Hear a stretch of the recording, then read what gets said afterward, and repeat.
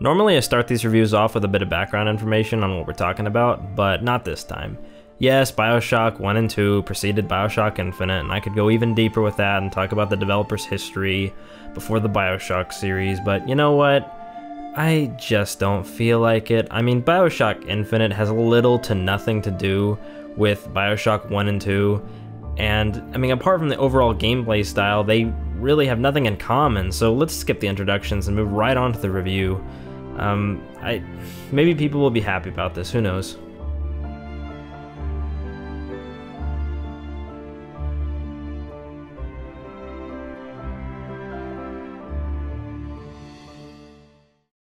For most of us first-person shooter fans, the default control layout for BioShock Infinite is a little more favorable than a pile of shit in a bag of piss. If you're anything like me, you'll want to change your control scheme to Marksman.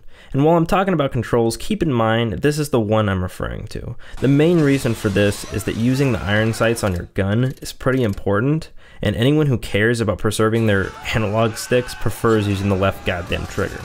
Once you make this minor change, you're rocking and rolling and shooting and shouting, and oh my god, the controls are so solid. You know, I just realized I never really clarify in my reviews what platform I'm playing the game on. Just a heads up, this is Xbox. Xbox. Tree City. It's in the title card. Right there. Anyways, the combat is fucking fluid in this game, but what makes it stand out are these vigor abilities right here, which I will from this point on refer to as Super Mega Death Ultra Undeniably Incredible Booker Powers of Justice.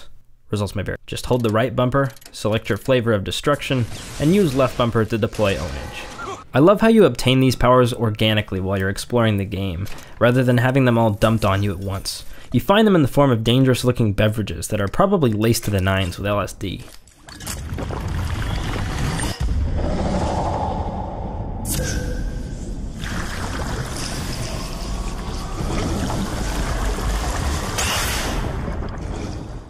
Another mechanic that separates BioShock from the crowd is its RPG-style looting and inventory system. Pressing X on bodies and containers will allow you to see what items you can loot from them. The concept is neat, but to be honest, I probably would have just preferred pressing X and seeing the items that were added to my inventory, rather than having to press X again to confirm picking them up. I mean, geez, what am I gonna do? Click X and say, oh, shotgun ammo, yeah, I don't need that shit. It's not like you have an inventory weight limit or a limit to how many clothing pieces you can own, so there's no feasible reason to turn down loot items of any sort. So why not just automatically retrieve what you need from them? It's a minor complaint. Equipable items include hats, shirts, pants, and boots that will boost your stats, give you an edge in combat, or add a passive ability to your character that'll be sure to surprise you just as much as it surprises your enemies. Before I go any further, I think it's obvious that I should address how beautiful this game is. The graphics aren't groundbreaking even on the PC, but it's clear that the artists at Irrational Games work tirelessly to craft a game world that just takes the player in and inspires creativity. We feel like we're part of the journey unfolding because the environment is believable. Well, I mean, once you get past the fact that we're walking around in a city floating amongst the clouds, but that's not the point. The locales are painstakingly themed to provide a very distinct atmosphere that draws on the deep interest we have for the unknown. Characters feel like real people who face real hardships. Your attachment to the main protagonists, Booker and Elizabeth, is palpable by the end of the journey, and you can empathize with them greatly because, despite the completely fantastical twists and turns BioShock presents, they feel like real people from start to finish. Let's go. Why? What could be better than this? I mean, the story is 100% grounded in fiction. Nothing in the game is as it seems, and nothing would function properly if it was placed anywhere other than BioShock. The plot is just that distinct. Is this a bad thing? Hell the fuck no. Not only does this game dare to defy the norm, but it leaps beyond modern fiction. The story is nearly impossible to predict, and keeps you completely in the dark from start to finish. The narrative opens with a simple premise. Bring us the girl and wipe away the debt. Playing as Booker DeWitt, an ex-military man with a troubled past, you travel to a world in the sky, where your mission is to locate an imprisoned girl with supernatural powers and bring her to New York. This is how the story begins, but it is nowhere near relevant to how the story ends.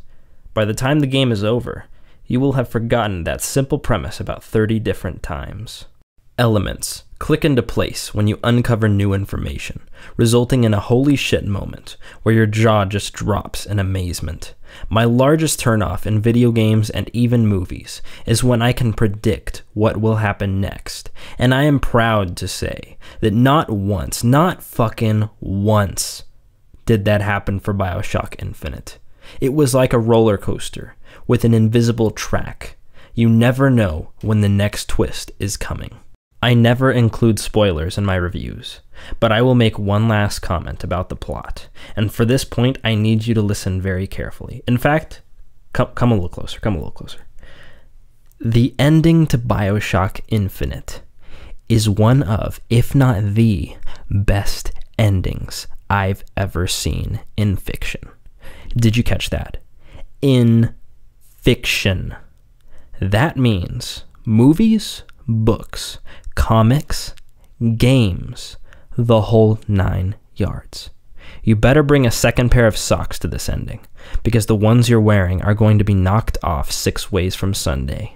You know what, let's get back to the mechanical aspects. I want to talk briefly about the weapon arsenal the game has to offer, because it's a diverse one. Whether you prefer the comfortable protection of a rambunctious assault rifle, or the one-shot-fits-all sheer power behind a massive revolver, BioShock has a gun that fits your playing style, and gives you plenty of reasons to give them all a try at least once.